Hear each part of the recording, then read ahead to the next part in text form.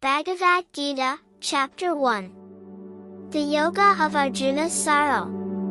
On the sacred field of Kurukshetra, where the two great armies had gathered, King Dhritarashtra asked his seer Sanjaya, "O Sanjaya, tell me, what did my sons and the sons of Pandu do, assembled there and eager for battle?"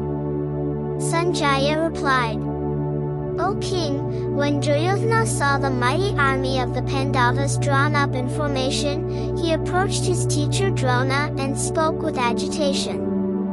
He pointed to the warriors on the opposite side, heroes as skilled as Bhima and Arjuna, kings and princes from many lands, all eager to fight for the Pandavas.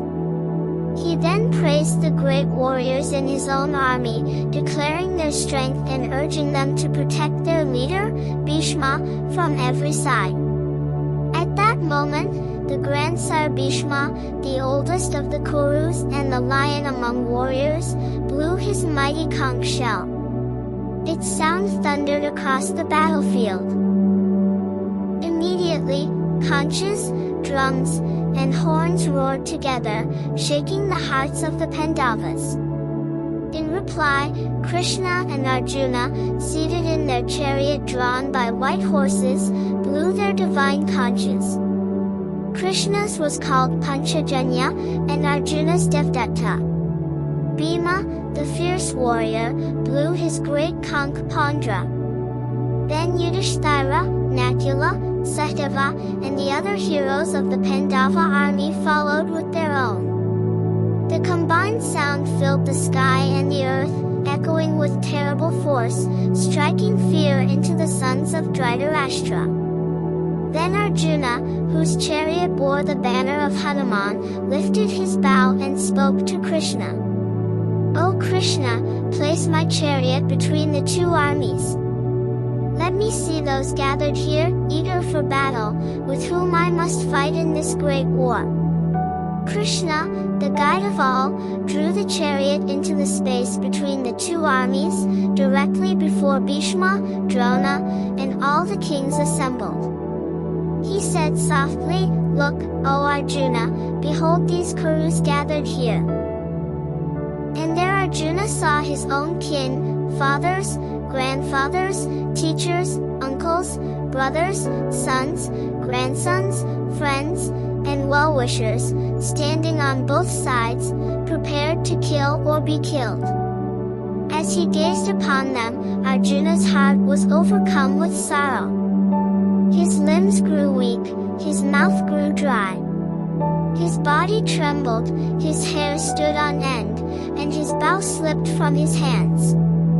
With his mind reeling, he said to Krishna, "O Madhusudana, seeing my own kinsmen gathered here, eager to fight, my heart falters. I see no good in this slaughter. What joy can come from killing my own family? I desire neither victory nor kingdom nor pleasure.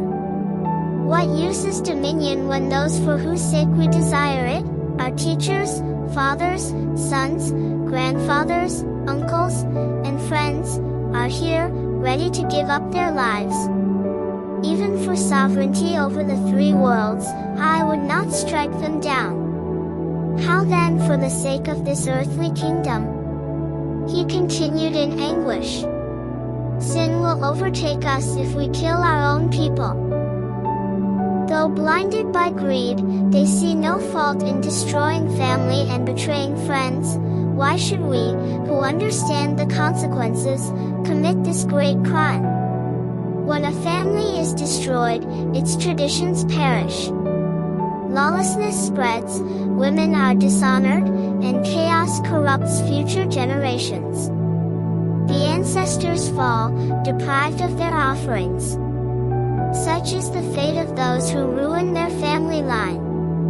Alas!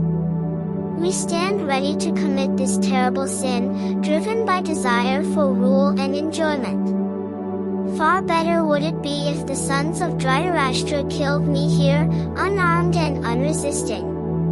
Having spoken in despair, Arjuna dropped his bow and arrows, and sank down into the seat of his chariot, his heart overwhelmed with sorrow.